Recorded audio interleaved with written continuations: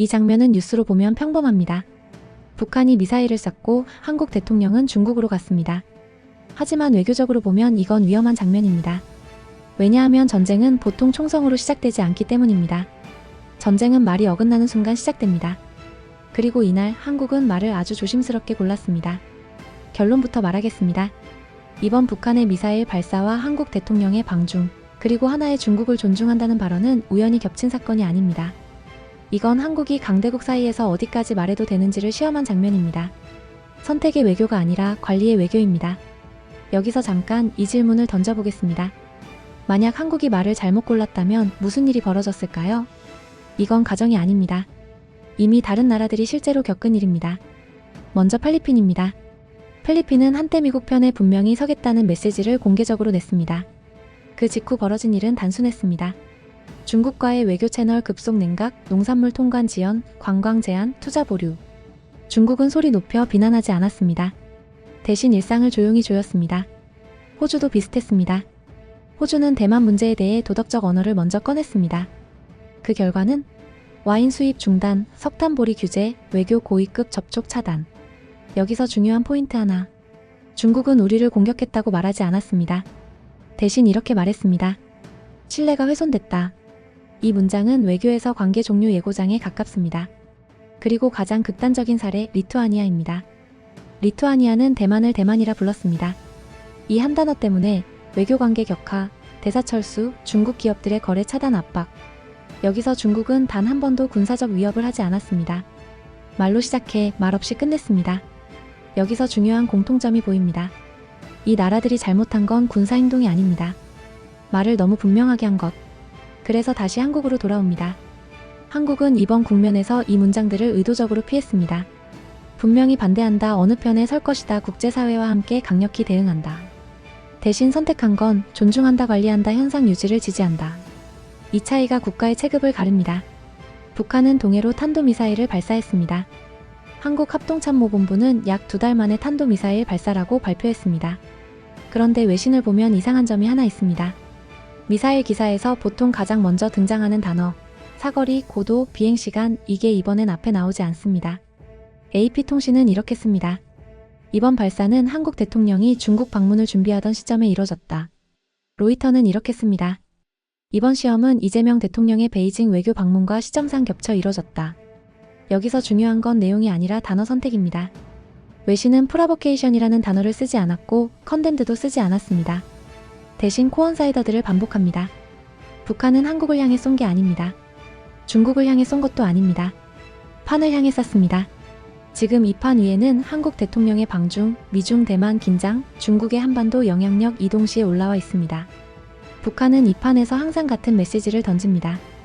이 판에서 우리를 빼고 이야기하지 마라. 이건 충동이 아닙니다. 참여 요구입니다. 그리고 여기서 한국의 문장이 등장합니다. 한국 정부는 하나의 중국 원칙을 존중한다. 이 문장은 새롭지 않습니다. 하지만 외교에서 문장은 시점이 의미입니다. 이 말이 지금 다시 나왔다는 것, 이게 중요합니다. 중국 외교에서 하나의 중국은 정책이 아닙니다. 체면선입니다. 이 선을 건드리면 군사보다 먼저 외교 채널이 얼어붙습니다. 그래서 한국은 이렇게 말하지 않았습니다. 지지한다, 따른다 대신 존중한다를 선택했습니다. 중국 관영 보도를 보겠습니다.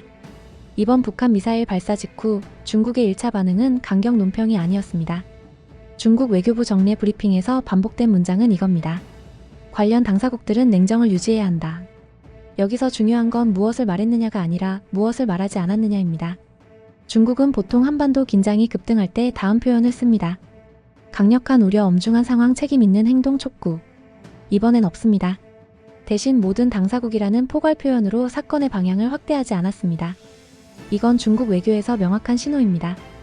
이 판을 키우지 않겠다. 여기서 많은 사람들이 놓치는 포인트가 있습니다. 중국은 북한 미사일보다 대만으로 번질 가능성을 먼저 봅니다. 그래서 한국의 발언 중 중국이 가장 민감하게 읽은 문장은 바로 이겁니다. 하나의 중국 원칙을 존중한다.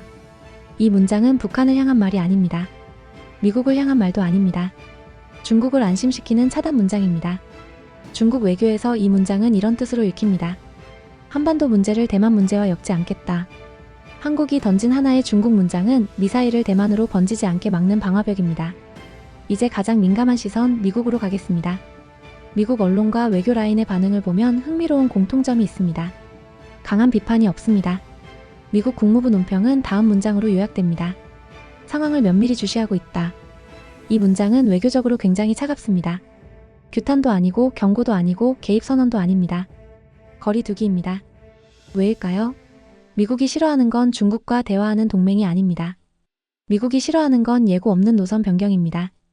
한국의 발언에는 그 흔적이 없습니다. 두 강대국 모두가 그대로 둔 나라. 여기서 장면을 한 번에 묶어봅시다. 중국은 강하게 반응하지 않았고 미국은 문제 삼지 않았으며 북한은 추가 도발을 이어가지 않았습니다. 이 조합은 우연이 아닙니다. 이건 양쪽 모두가 한국을 그대로 둔 상태입니다. 외교에서 이건 굉장히 드문 결과입니다. 보통 이런 상황에서는 한쪽이 불편해하거나 다른 쪽이 압박을 가합니다. 이번엔 둘 다 아닙니다. 만약 이 줄타기가 조금만 어긋났다면 어떤 일이 벌어졌을까요? 중국은 대만을 꺼냈을 겁니다.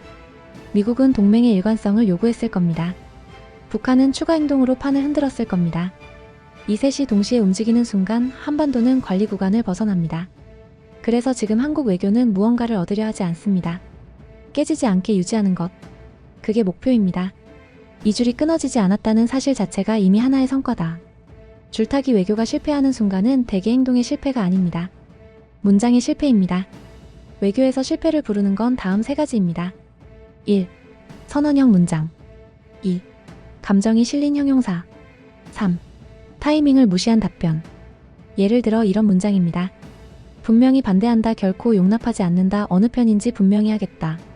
이 문장들이 왜 위험하냐면 되돌릴 수 없기 때문입니다. 외교 문서는 기록으로 남고 상대의 다음 행동을 강제합니다. 그래서 한국 외교의 최근 문장은 의도적으로 이렇게 바뀌었습니다. 우려한다, 주시하고 있다, 원칙을 존중한다. 이건 애매함이 아니라 되돌림 장치입니다. 가장 위험한 순간은 이런 질문입니다. 대만 유사시 한국은 어떤 역할을 할 것인가? 이 질문에 조금만 앞서가서 답하면 즉시 판이 바뀝니다. 중국은 하나의 중국을 넘어 간섭 프레임을 씌울 것이고 미국은 동맹의 역할을 공개 요구할 겁니다. 북한은 이 틈을 군사행동으로 확장합니다.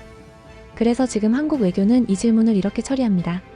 가정에 대한 언급은 적절하지 않다. 현상 유지를 지지한다. 이 문장은 도망이 아닙니다. 판을 고정시키는 말입니다. 두 번째 위험은 외부가 아니라 내부에서 옵니다. 북한 도발 이후 국내 여론이 격앙되면 외교 문장에 이런 요구가 붙습니다. 왜 강하게 말하지 않나? 왜 분명히 선을 긋지 않나? 여기서 외교 언어가 흔들리면 그 순간 줄은 끊어집니다. 왜냐하면 강대국들은 이렇게 읽기 때문입니다. 한국이 내부 압력 때문에 외교 노선을 바꿀 수 있다. 이 신호는 압박의 초대장입니다. 그래서 한국 외교는 국내 여론이 격해질수록 더 건조해집니다. 이건 비겁함이 아니라 압력 차단 기술입니다. 앞으로 한국 외교에서 가장 조심해야 할 문장은 이겁니다. 우리는 어느 편에 설 것이다. 이 문장은 정치적으로는 시원하지만 외교적으로는 자의 문장입니다. 왜냐하면 지금 한국의 힘은 어느 한편에 서 있어서가 아니라 양쪽 모두가 한국을 당장 잃고 싶어 하지 않기 때문입니다. 이 균형이 한국의 실질적 지렛대입니다. 이제 마무리하겠습니다. 그날 북한은 미사일을 쐈고 중국은 말을 아꼈으며 미국은 거리를 유지했습니다. 그리고 한국은 말을 골랐습니다. 이건 소극적 선택이 아닙니다. 이건 숙련된 선택입니다. 전쟁은 대개 큰 결정 때문에 시작되지 않습니다. 전쟁은 작은 문장이 어긋나는 순간 시작됩니다. 그래서 한국은 지금 이 순간에도 총보다 말을 먼저 고르고 있습니다. 한국은 지금 강대국 사이에서 편을 고르는 나라가 아니라 줄이 끊어지지 않게 말을 관리하는 나라입니다. K-아우라와 함께라면 세계는 단순히 뉴스가 아니라 구조로 보입니다. 여러분의 의견은 어떠신가요? 이 줄타기 외교 지금도 유효하다고 보시나요? 댓글로 남겨주세요.